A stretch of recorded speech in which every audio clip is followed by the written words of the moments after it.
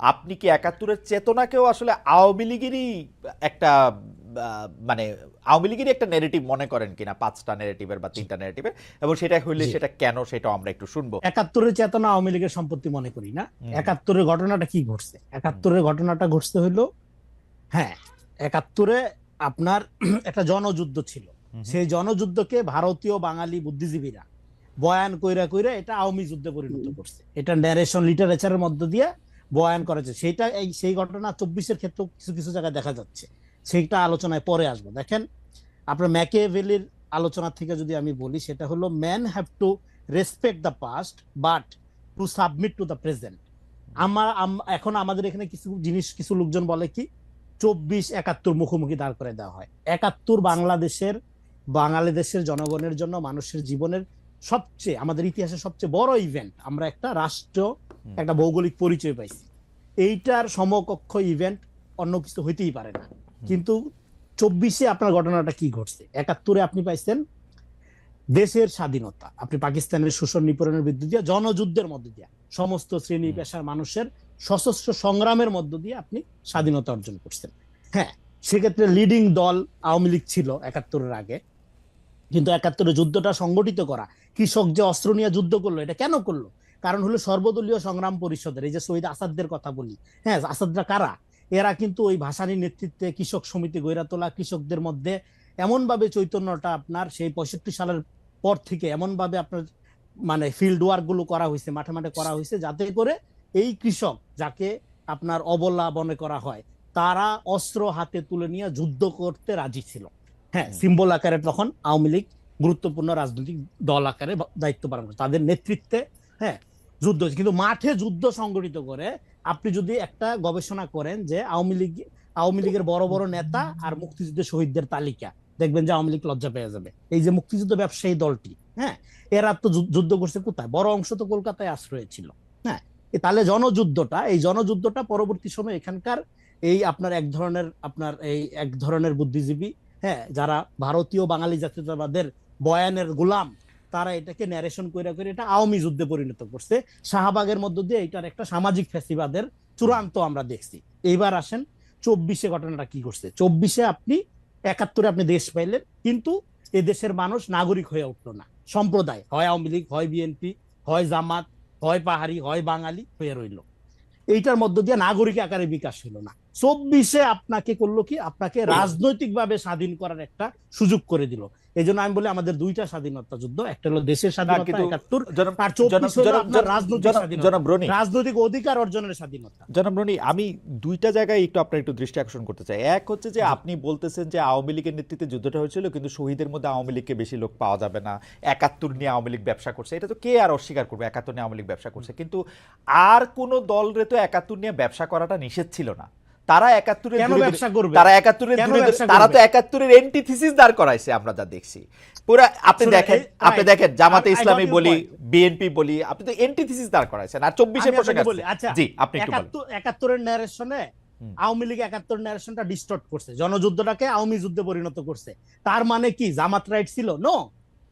তার মানে কি জাতির পিতা মেজর ডালিম? নো। হুম, আপনার 71, আপনি যেটা বলছেন, হুম, শুনেন, জামাত ইসলামের প্রবলেমটা হলো জামাত হিস্ট্রিক্যালি, আপনার একটা মজার কথা আছে, in the wrong side of history. হুম, আপনি, জামাত ইতিহাসের একটা রং সাইডে ছিল 71-এ। হুম, হ্যাঁ, হুম, এবং এখন সে যদি মনে করে তাহলে 24টা জামাতের অভ্যুত্থান, হুম, এই রং সাইড থেকে রাজনীতি করা যায়, কিভাবে হুম, করা যায়? হুম, তাইলে আপনার ইতিহাসটা চেঞ্জ করে ফেলতে হবে। হুম, এই 24-এর অভ্যুত্থানটা যদি ধরেন জামাতের অভ্যুত্থান হইতো, হুম, হ্যাঁ, হুম, তাহলে জামাতের পলিটিক্যাল স্টেক দাঁড়াই যেত, আমরা কেউ ঠেকাইতে পারতাম না। হুম, কিন্তু এটা তো ভাই 24টা জামাতের অভ্যুত্থান না, এটা তো ভাই বিএনপির অভ্যুত্থান না, এইটা ছাত্র জনতার অভ্যুত্থান। এইটার সাবজেক্টিভিটি হলো প্লুরাল।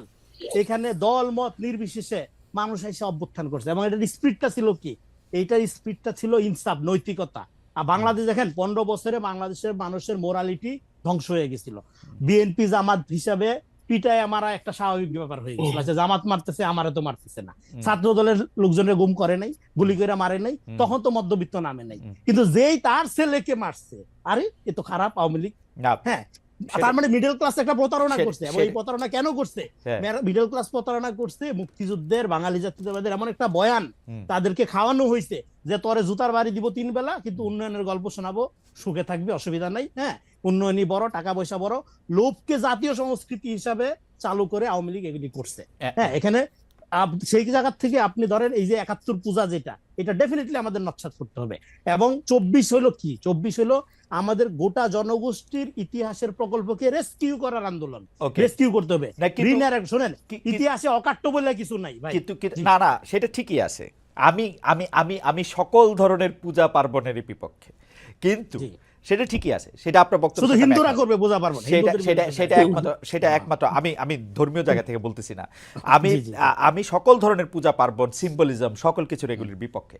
কিন্তু ঘটনা হচ্ছে যে আপনি ৭১টারে পরে এসে যখন ২৪-এ আসলেন, জনাব রনি, আপনি যে রাজনৈতিক ইনসাফ প্রতিষ্ঠার জন্য ২৪-এর এই আন্দোলনটা হয়েছে, এইটা কি আপনি হাইন্ডসাইট বলতেছেন, মানে আগস্ট পার হয়ে আইসা সেপ্টেম্বরে বলতেছেন, নাকি জুলাই আগস্টেও আপনি এটা বুঝতেছিলেন?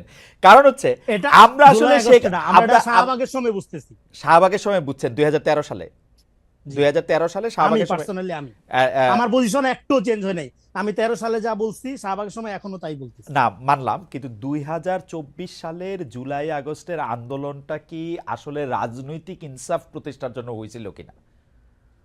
রাইট, জুলাইয়ের কোনো রাজনৈতিক কর্তাসত্তা নাই। জুলাইয়ে যেটা হয়েছে, জুলাইয়ের কোনো রাজনীতি নেই, জুলাইয়ের আছে স্পিরিট। রাইট, এবং সেই স্পিরিটটাকে রাজনীতিতে রূপান্তর করা হলে এখন আমাদের দায়িত্ব। দেখেন, একটা পপুলার, দেখেন যে ছেলেটা ব্রাকের ছেলেটা দাঁড়াইছে, ও তো বিসিএস এর পরীক্ষা দিবে না। যে ছেলেটা রেসিডেন্সিয়ালের আইসা, ব্র্যাকেট ছেলে বিসিএস পরীক্ষা কেন দিবে না? ওর দরকার নাই ভাই, ও বাইরে পড়বে হয়তো, বা ধরেন আপনার বাংলাদেশে গত অনেকগুলি বিসিএস এ প্রাইভেট বিশ্ববিদ্যালয়ের ছেলে মেয়েরা অংশগ্রহণ করছে, সবাই তো যায় না, সবাই যায় না, মানে আমি বলছি বড় অংশই যায় না, ডেফিনেটলি যায়। কিন্তু আমি বলতেছি যে স্কুলের ছেলেটা নামছে, ওর কি চাকরি মাথায় আছে? আমি বলতেছি বাংলাদেশে যে ধরেন, আমার কথাটা পয়েন্টটা হলো এটা, বাংলাদেশে যে ২০ লাখ টাকা দিয়ে প্রশ্নপত্র কিনা মেয়েরে ছেলেরে ডাক্তার বানানো একটা গর্বের ব্যাপার, ঘুষ খায়া প্রচন্ড ভাবে লুটপাট কইরা টাকা পয়সা বানানো একটা সফলতার ব্যাপার, এই সংস্কৃতি তো চালু করছিল আওয়ামী লীগ। সেই জায়গা থেকে যে ছেলেগুলো এই সংস্কৃতি ২০০৯ সাল থেকে চালু হয়েছে। চালু হয়েছে, কিন্তু তার ফলে আমরা গোটা সমাজের ব্যাপারে, ইয়াং প্রজন্মের ব্যাপারে তো আমরা আশাহত হয়ে গেছিলাম। I head politics generation grow হয়েছিল। সেই জেনারেশন যখন এইভাবে রাস্তায় নেমে আসলো, এটার স্পিরিটটা তো বুঝতে হবে। এই জন্য আমি বলি এটার স্পিরিটটা কি পলিটিক্স ছিল? এটার স্পিরিট না, পলিটিক্স ছিল না, এটা পলিটিক্স পরে আসে। প্রথমত এটা মোরাল স্পিরিট থেকে দাঁড়াইছে। সে দেখছে যে না, আমার আবু সাইদকে এইভাবে গুলি করে মারতেছে, এটা হইতে পারে না, ছাত্রকে গুলি করে মারতেছে, এটা হইতে পারে না। এই যে মোরাল, আগে তো এটা হয় নাই, যখন বিএনপি জামাত মারছে তখন কিন্তু তার মধ্যে মোরাল কলটা হয় নাই। ফলে এই যে নৈতিক জাগরণটা হইলো, এটা স্পিরিট জুলাইয়ের। এই জাগরণটাকে আপনি এবার পলিটিক্যালি ট্রান্সলেট করেন, ট্রান্সিডেন্টাল করেন, বিস্তৃত করেন, রাজনীতি দাঁড়ায় যাবে। সেই রাজনীতি বাংলাদেশে এক্সিস্টেন্সিয়াল যে পলিটিক্যাল পার্টি, বিএনপি, জামাত এবং অন্যান্য যারা, ইভেন বৈষম্য বিরোধী যারা, প্রত্যেকের জন্য একটা চ্যালেঞ্জ আকারে হাজির হয়েছে।